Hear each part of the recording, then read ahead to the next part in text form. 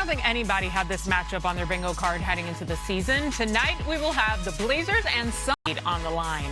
Devin Booker is at his best when the lights are brightest. He's in the top 10 all-time in playoff scoring. Denny, do you think he'll let loose again tonight? I absolutely do. I mean, he's a bucket getter. He's a killer, especially in the playoffs. He's definitely proven himself in the past when they had that finals run. He's going to show up tonight. He's not the guy I'm worried about. It's the other guys. If they have Dylan Brooks show up, Jalen Green, Colin Gillespie, they should be fine because I like the Phoenix Suns in this matchup against the Portland Trail Blazers. Well, the Blazers have a chance to make the playoffs for the first time since 2021, something that seemed in doubt when their head coach was arrested by the FBI opening week. Tim, what's the biggest reason Portland is here? I mean, we're watching Denny Avdia. This guy has been one of the breakout stars of the season, averaging 24, basically 7 and 7. The only other players in the league to put up those kind of numbers across the board, Luka Doncic, Nikola Jokic, pretty good company. Tumani Kamara, the Suns attached him to DeAndre Ayton. He's been huge for the Blazers as well. All right, Perkstradamus, time to put you on the spot. Who's punching their playoff ticket tonight? The Suns are in the 2-7 matchup starting on Sunday. San Antonio went 2-2 against the Suns and 2-1 against the Blazers this season. So there haven't been many playoff debuts that have had as much anticipation as Victor Wembanyama. So let's take a look back at some notable first postseason games by number one pick, starting with 94 Shaq dominating the Pacers with 24 points, 19 boards to go with 5 blocks. In 1998, Tim Duncan burst onto the playoff scene with 32 points, 10 rebounds to steal Game 1 in Phoenix. The Spurs would go on to win that series. Why is the video blurry? Now I feel old. Definition. LeBron made a splash by becoming the third player at the time with a triple-double in his playoff debut. James went 32, 11, and 11 to beat the Wizards. And Derrick Rose accounted for 36 points and 11 assists to lead the Bulls to an overtime win. Hey, there he is. Rose scored 11 in the fourth to send that game to OT. Still stings. I get it, Perk, my bad. So we've had some loud playoff debuts from number one overall picks. Perk, what are you expecting from Victor on the game's biggest stage? Greatness. That's what I'm expecting, greatness. I mean, look, he has answered all the questions, right? And he has lived up to expectations. But most importantly, it's his mindset for me. It's his mentality. It's his leadership. He's one of the best young leaders in the game, and he wants this moment, and he's ready for this moment. Yeah. What we've seen, Tim, DG, throughout the course of this season is growth. Remember early in the season, he was trying to show us he had a Jamal Crawford bag. He was shooting a lot of threes. And then all of a sudden, he became dominant. He started having that balance of inside-out presence, using Stephon Castle and guys more in the pick and roll and just saying, I'm 7'7". Let me just dunk everything, right? And when you think about it, there's no game plan for him. He's like Jokic. He's coming off of pin downs and all type of stuff. Yeah, I mean, I can't agree more. He's a star, and I expect him to play like it. I mean, he's been having Tim Duncan-type numbers or outdoing Tim Duncan and David Robinson. The lights are bright. This is where the stars show up. He is going to show up and show out because of his mindset. And, you know, we see the Giannis clip every time, and it kind of gives me chills. Like, you know, talent is great, but talent doesn't make you great. Right. You know, it's about your approach, your obsession. And he's one of those guys that is obsessed with the game, his competitiveness, his nature, his mindset. He's going to go out and just play free, and he's going to have a 32-10 type of night. And this is not a dude who is scared of spotlight. He seeks the spotlight. He loves the stage. He realizes he has the potential to be one of, if not the best player ever to play this game, and he's determined to squeeze every bit out of that potential. And look, he's played on huge stages before. This guy played in the Paris Olympics as the centerpiece of the French national team. He balled against Team USA in a gold medal game under those circumstances. The Thunder were 25-1 coming into the NBA Cup semifinals. Then they ran into this guy who put on a show. He loves the bright lights. This dude's going to ball in the playoffs. When you look at the potential matchup here with the Suns or Blazers, is there one team, Perk, that could give one B more trouble than the other? Well, Tim, the Suns. You don't want Dylan the villain to find that rib, that tender little rib. But you know what? I would actually love to see that because we know with Dylan, he loves poking the bear, and I would love to see him piss Wemby off, right? Wemby is already mean, but let's to piss him off to another level. But you just want to see great competition. right? You want to see the stars go in it. I want to see Devin Booker back into the postseason again. I want to see him matched up with a Stephon Castle because, again, although Wemby, and we should be highlighting him, there's a lot of other stars that could go off as well, like a De'Aaron Fox who went toe-to-toe with a Steph Curry in the 7-game series when he was in Sacramento. There's a reason why they were 2-2 against Phoenix, and the point differential was a lot different because they have a lot of bodies like Iguodala, Ryan Dunn, Royce O'Neal, Dylan Brooks. They can throw many different guys at Wemby and company to make this a physical matchup. Yeah, they might have to tag team him a little wrestle match. Good luck. Speaking of free-flowing shots. Steph Curry is not human. Catch your breath. Catch your breath. Steph Curry is prone to go off at any time, and the play-in is no exception. Nobody has more 35-point games in the tournament than the two-time MVP, and he has the highest average of anybody to make multiple appearances on this stage. The problem is, Steph and company are in the play-in probably a little more than they would like to be. This marks the third straight year they've been here. This time around, the Dubs face Kawhi Leonard and the Clippers on the road in a win-or-go-home elimination game. We welcome in four-time NBA champion Draymond Green to the show. So good to have you here, Draymond. Thanks for coming by. No problem. Thanks for having me on. Okay, so it was a tough regular season for the Warriors with injuries, of course. But even with that, you find yourselves in control of your own destiny, just 2 wins away from making the playoffs. How do you feel heading into the play-in tournament? I feel good heading into the play-in. You know, to have Steph back, have Al back. Obviously, you know, we're missing Jimmy. Missing Moses, but to just have, you know, some of the guys back, especially two guys that's as important as Steph and Al, you feel good going into the play-in tournament. I've been in these play-in games, I think maybe 3 times now. They always feel like playoff games. There's going to be playoff intensity. And when you are, as a competitor, when you're faced with playoff intensity, competitors rise up. And so I'm looking forward to the opportunity. Our team's looking forward to the opportunity. As you said, we control our own destiny. So go out there, put 2 great games together, and let's try to get that 8th seed. You and Steph Curry are 2 of the longest active tenured duo in the NBA. What would it mean to get another playoff run with Steph, especially with all the challenges this season? It would mean a lot. You know, number one, we don't know how many we have left. How many opportunities do we have to do this again? And so each one you have to cherish. You know, anytime I'm able to take the court with Steph Curry and compete at a high level, you know, it's been my honor my entire career, and it's one I take for granted. Not everyone gets to play with all-time greats, the likes of Steph, especially you then add in the demeanor that he has, what he brings to the table, who he shows up as every day. It's a really, really special thing. And so still playing at an extremely high level, and we want to make sure that we can capitalize on that and put ourselves in the best position we can to win with the circumstances that we've been dealt. You touched on this, too. You've played in more games for Steve Kerr than any active player has played for any coach. I mean, Steve's contract does expire after this season is over. Has the thought that this could maybe be the last run with Kerr at the helm of the Dubs crossed your mind yet? No, because I know Steph Curry still wants to continue to play. I want to continue to play. But more importantly, I know Steph doesn't want another coach.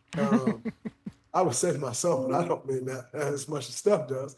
Like, you know, when you've been through what we've gone through, the success that we've had, like, what's Steph going into year 18? Year 18, you're like, oh, we're going to get a new coach now. No one wants that, you know. And so what Steve has brought to this organization, his winning ways that he brought to this organization, the success, we won 4 championships under Coach Kerr. There's, 26 franchises that doesn't have 4 championships? Right. And we have 4 with this head coach. He's written his ticket. Yeah. He's written a ticket. He's done everything he's needed to do to deserve to leave when he's ready. And I know Joe, Peter, they're very honorable. They're very loyal guys. And more importantly, they're very smart guys. And when you have someone that has had the success that Steve Kerr has had, you're talking a Hall of Fame. If he stops today, he's a Hall of Fame coach. And he came here to an organization that had not won a championship in 40 years, since 1975. And he delivered that in year 1. and then in year 3, and then in year 4. Like, that's unheard of. And so you don't, I think oftentimes in this league, everybody's always looking at the other side thinking it's greener. And then when they get on the other side and they realize all the grass is brown and it's dead and there's no sprinkler system, and the sun doesn't rise on that side, it only sets on that side, then everybody want to look back like, man. And now you start this cycle of 4 coaches in 4 years. You start this cycle of having 6 coaches over 8 years. The Warriors have been through that cycle, and no one's trying to go through that again. So as long as we have a Steve Kerr wanting to coach this team, you're not going to go and find a better coach. So that's not a worry of mine or anybody in this organization. I hear that. And speaking of coach, he said Sunday that he wouldn't be playing Curry 40 minutes in this win or go home elimination game. So how do you feel about a minutes restriction being on the table with your season on the line? Like I said before, the circumstances we're dealt, you just got to play the hand that you're dealt. And, Steph Curry, if this is Steph's last year, you're like, screw it, man. Like, forget the minutes restriction. Let's just give it all we got.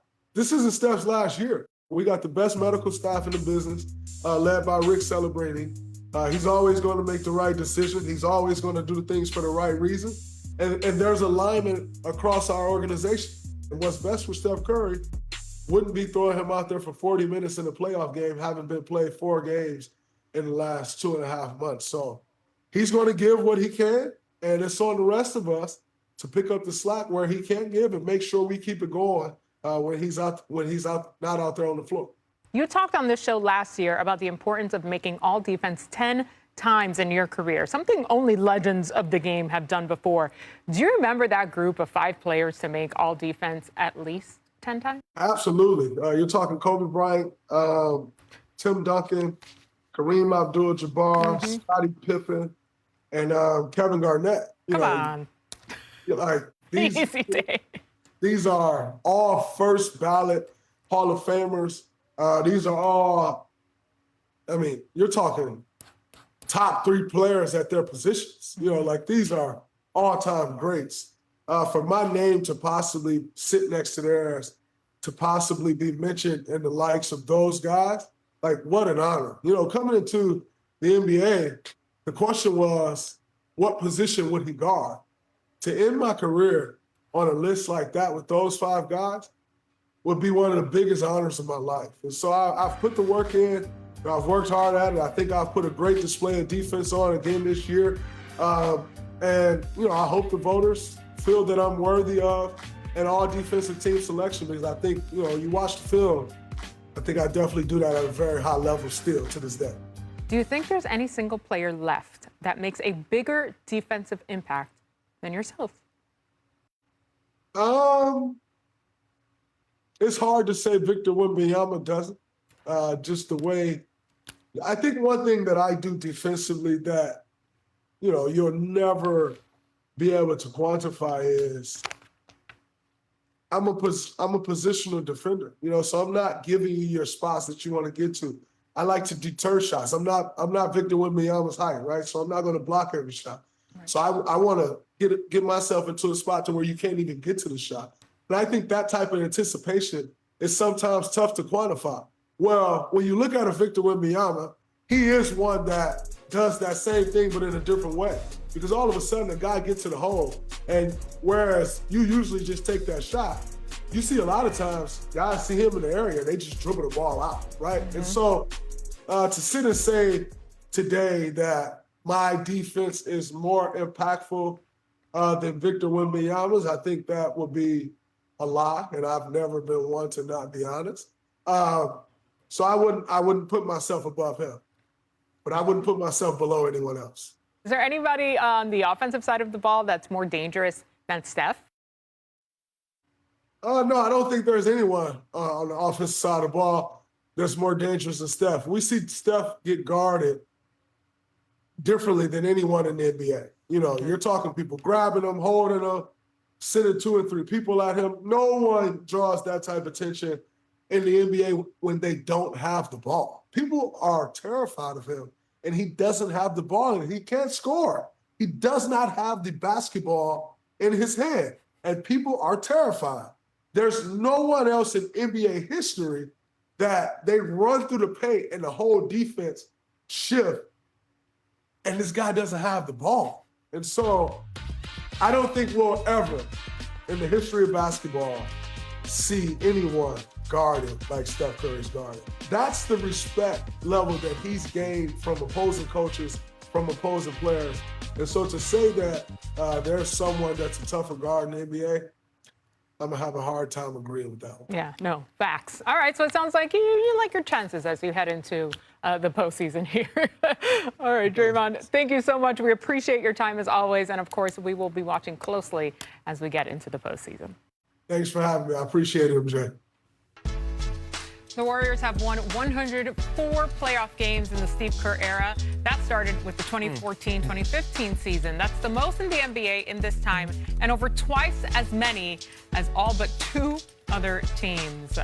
Welcome into our senior writer, Anthony Slater, joining us here in LA with the Warriors in town, of course, for tomorrow's play-in game. No one has more playoff experience than this team, but they have a very difficult path truly ahead of them. Slater, how are they approaching this matchup? Well, they're not trying to get into the playoffs, right? Draymond's going to guard Kawhi, and he's going to try to have a good defensive night and then probably tell us all about it afterwards. And, hopefully the voters, for him. Swing his way a little bit. Steph's going to try to get hot. It's a showcase stage for them. Draymond said it. They don't have many of these type of nights left. But I think it is fair to wonder organizationally whether it's better for them to lose. Because I'll give you an example. Last year I covered the 9-10. Dallas Mavericks were in that game. They won it. They then played the final playing game, lost. Memphis goes, gets swept by the Thunder. Dallas keeps their lottery odds, jumps up, gets Cooper Flag. If the Warriors lose, they keep their lottery odds, 9.4% chance to jump up in the top 4 of this draft. If they win their way into the play-in, they lose those lottery odds, and then they get the Oklahoma City Thunder in the first round. Our graphics guys right here. Better chance to get 9.4 chance to get into the top 4 or to beat the Thunder. What do y'all think? Yeah, I mean, I go 9.4. Because you're not beating the Thunder, not with this group, especially with Seth Curry on minute restriction, also Al Horford, Porzingis. And I agree with Draymond. He is the hardest guy to guard, and that gravitational pull that he has is unbelievable. Nobody in history will ever have that. But they just don't have enough around him right now to get it done. Jimmy Butler. And Jimmy's out. So it's tough. They couldn't get Giannis. They tried to make some moves at the deadline. But right now they need to just focus on the future. They understand the assignment. Like, collectively, the doctor, Steve Kerr, admitted it's a reason he put out the minute restriction. Yeah. Like, Draymond is no dummy. Steph is not dumb. Steve Kerr is no dummy when it comes to knowing what an NBA championship roster look like. And they don't have one. They know this. So what are you competing for? To go out there and do what? To get swept by the Oklahoma City Thunder? Like, let's be honest here. And good luck, Draymond. Draymond is one of the best defenders I've ever seen. We talk about Steph changing the game. Draymond changed the game. Sure. That foul ball, with him being able to go at the center position at his size, his height, but good luck trying to stop Kawhi Leonard. Real talk, because he has been, matter of fact, let me say this. Kawhi Leonard is making one of the all-NBA teams on my ballot. He's getting my vote. He has been one of the most dangerous players, offensive weapons, in the game this season. So, again, I'm with you, Slater. Hey, look, be optimistic about what the future look like and go ahead and get that lottery pick. It would help in a trade, too. I mean, the fans, I'm sure, are like, shut up, guys. We just want to see Steph Curry out there. This is fan appreciation day. That's why they're playing him, right? But yes, send-off. The facts are the facts, and sometimes you have to see the forest. Top play-in moments, and we start with top bounce. Dame Lillard in the 2020 bubble, okay? Okay, Dame. Oh my God. On the big man? But Dame was on one in that bubble. I don't know what it was. I think he was missing the crib. 2024, DeJounte Murray. Over Vooch. Oh, Vooch, just go away. Sorry. Yeah, he's got a family. And last season, John Morant with a putback. Oh, my goodness. Versus the Mavs. Yeah, that was That's ridiculous. Insane. That's what he does. Well, if I'm a big, I'm mad as hell at that guy at the top for no box. Come on, Marshall. Top razzle-dazzle. Hornets, Pacers in 2021. LaMelo. No, he keeps changing the pockets. Bridges. Nothing but dimes. That's like the only playing highlight LaMelo's had. 2024 in Miami. Tyler Hero behind the back. Woo! For the quarter 2023. Come on. You got to Playing knock it Kings. down. No, you gotta hit that one. You got to More knock of that, it down. please. And back to the bubble, CJ McCollum. LeVan's on there. Little salsa. That's a whole lot of cone That drills was right there, razzle-dazzle. boy. Our top triple. Fred VanVleet versus the Bulls in 2023 from half court. Ooh. Period. Insane. Good way to end the half. There go Jurassic Park. 2021, Steph step back at the halftime buzzer. Yeah. I wonder how many of those he have in his career. The limit does not exist. And later in the same game, LeBron. Oh, yeah, you couldn't see, right? Shot it right in the middle. Got a poked eye. Too smooth. I can't see. Tell him. All right, it's time for a Shoot Your Shot brought to you by DraftKings Sportsbook. Perk, give us your parlay for tonight's playing Well, action. damn it, I'm going to shoot my shot. I'm going Bam out of the bio, plus 21 points. He's going to be aggressive. They need him to be aggressive. He understands the moment in the play-in tournament because he's been there before. And I'm going with Dylan the Villain. Dylan the He's Villain. averaging a career high. He's going to bring Okay, that twin. leadership, that tenacity, but he's going to be aggressive offensively. He also understands the moment. Last but not least, I'm going with the rookie, my vote for Rookie of the Year, you go. Carl Knipple. He averaged 18 on the season. You don't think he going to get 15 on this big stage? He's ready Blue for it. Flames, That's he's been first parlay slumping. right there. All right, so if you guys were doing the math at home or not, we got you plus 507 odds Sure. that parlay. Make All you right, a bag. DraftKings Sportsbook, all customers can get a profit boost every day of the NBA playoffs. Download the app and use promo code SCREEN when you sign up. It's been 10 years since Charlotte made the playoffs. Let's flash back to 2016. You guys remember this one? Yeah, when the fan was talking trash to D-Wade, Purple shirt they dude kicked people out. versus... D-Wade said, no, I got it. Don't worry about it. Keep him in the game. I mean, Leave him right there. That man is on the court. talk Yeah, trash. that's a Well, terrible outfit. here's the problem to the fans, right? You are not the one that has to deal with these guys.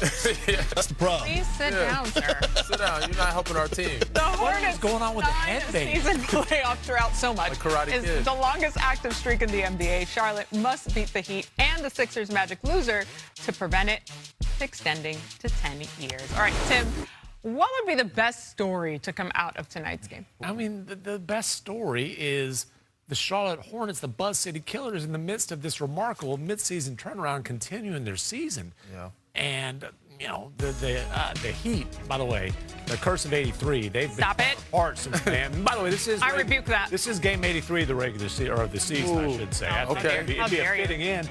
But this is a team that's been playing as well as almost anybody for the second half of the season. They were lost in the NBA wilderness for years. Now they have arrived, and this has a chance to be the start of something special for The them. wilderness, Yeah. I'm screaming. And I think everybody wants to see that Detroit-Charlotte matchup if we can get it. Because there's smoke. There has been smoke before. There will be smoke again if they can get to that 8 seed. So I would love to see that. Everybody's matchup a lot first of round. people, Daniel. Yeah, a lot of people. I think the biggest story would be, since we're all picking the Hornets except for you, MJ, since we're all three picking the Hornets, that we come out and tomorrow we're talking about how Eric Spoelstra put together this perfect game plan, and the will Miami Heat FaceTime and it. Tyler Hero and Bam Adebayo went in there and punched him in the mouth. You remember when Spoelstra said, I apologize to absolutely Nobody. No one. Yeah. That's who the Heat have stopped since the absolutely nobody. Have been historically horrible on the defensive end since that egregious stat-chasing campaign. For more instant reactions to tonight's play, and hey, check out the Association's 10 Eastern. I'll be there with There Chris you go. Hayes and There you Isaiah go. Thomas. IT, Chris Hayes. After my Miami Heat win, that's on NBA TV. We'll see. Best of luck. I really hope it happens. Enjoy the games tonight, everybody. Postseason is here, and our friends at NFL Live are next. I don't know, guys. I have a good feeling.